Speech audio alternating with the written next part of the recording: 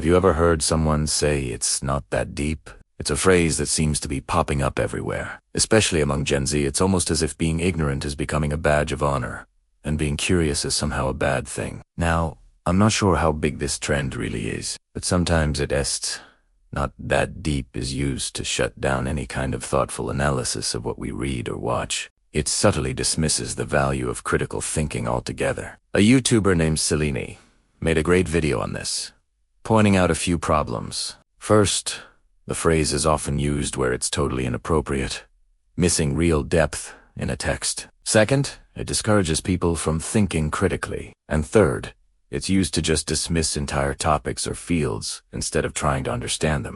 Now, whether this phrase is actually causing a decline in critical thinking is hard to prove, but the anecdotes are there, and it's a plausible concern. Do we really want to discourage people from deeply engaging with the books they read? On the other hand, it is easy to create a false choice here.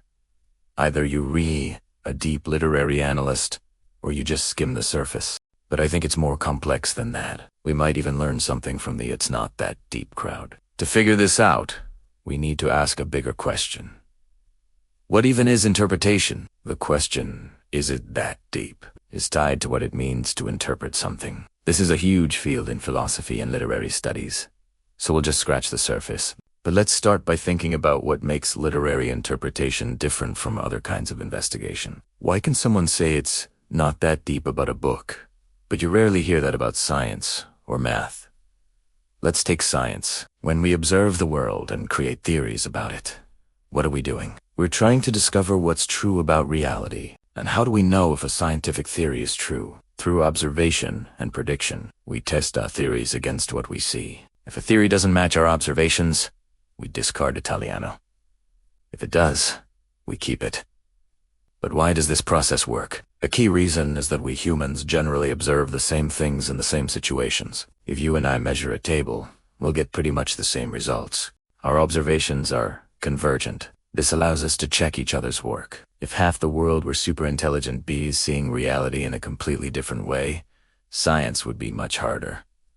We couldn't cross-check our results. So, the whole scientific enterprise works because we humans perceive the world in a roughly similar way. I'm not making some profound point here. I'm just saying that for people to communicate and test predictions, they need to observe things similarly. Luckily for us, this is mostly true for the natural world. As the philosopher C.S. Peirce said, we can't choose what we perceive. If I stick my hand in a fire, I can't just decide not to feel the heat.